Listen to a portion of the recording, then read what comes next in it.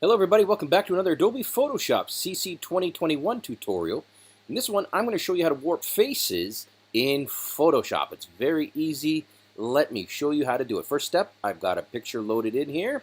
The next step, I'm going to take this image, or any image if you're following along, drag and drop it on top of that plus icon at the bottom right. That's going to create a duplicate copy. So we can work on the top copy and we can compare it to the bottom copy later. Alright, the next step, making sure you're selected on the top one, is you want to go up to Filter and you want to select the Liquify filter. This is the money filter. Okay, left click on that and it's going to open up the Liquify options. It takes a few seconds if you're on a slower computer, and presto, here we go. Now, chances are when you first open this, you are going to be selected on the forward warp tool.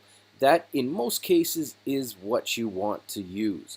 Now, I'm going to show you here a few things. I'm just going to go do some really big stuff to really push it and show you what you can do. Okay, so I'm making these monster googly eyes here, and yeah, that's a bit much. So I'm going to drag that back. I'm going to drag that back. Whoa, look at the size of the irises. Okay, I'm going to cancel that, Command Z out of it.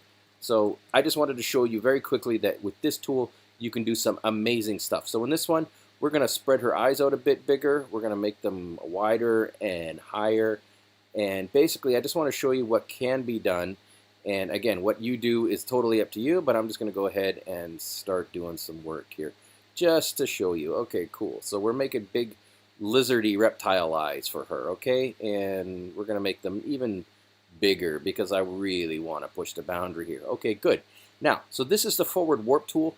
And this can help you make some very great adjustments. So I'm going to go ahead and, yeah, give her a crinkly smile and a droopy lip.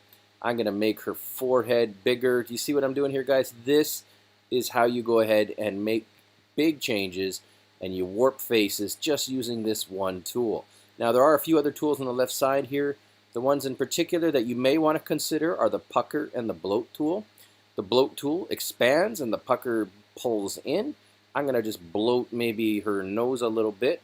So let's see here. I'm just going to go around it. And you'll see here as I hover over it and I left click, it's just slowly bloating it. It's not a huge adjustment, but you can see it when I do it. So I'm just going to go ahead and bloat around the edge of her eyes. Just keep in mind that, yes, you can go ahead and use these two tools. They're quite useful. Also, while I have you, I will show you the other options here are on the right side. You have Face Aware Liquify. This is another way of just changing the eye size. So if you want to make them bigger, I'll just do this really quickly here to show you the eye height. Going to jack it up all the way. The eye width, we're going to make wider eyes. It doesn't have quite the same effect as the forward warp tool, but you can see here that when you jam them up to 100, yeah, it starts to make a pretty big deal. If you want to go past that, you can, of course, go and use the forward warp tool. Let's space the eyes out a little bit. Let's go with something like that. Make the nose height a little different. The nose will make the nose super small, and we'll make her smile super wide. And the bottom line is here, guys, is you can make all sorts of adjustments here. Let's make her mouth really, really wide. And we're going to make her face wider. Like, we're really going for it. We're going to give her a thicker SpongeBob jaw. Going to make her chin. No, we're going to take her chin down. Yeah, we're going to give her and we're going to go, instead of a 4 head, you see here we can work on the forehead, we're going to give her a 5 head. Guys, you hit OK on that, and boom, it's going to do the calculation, and presto, this is the new person, this is the old. That's all there is to it, guys. That's how you warp inside Adobe, warp faces inside Adobe Photoshop. Thanks for watching. I'll be back soon.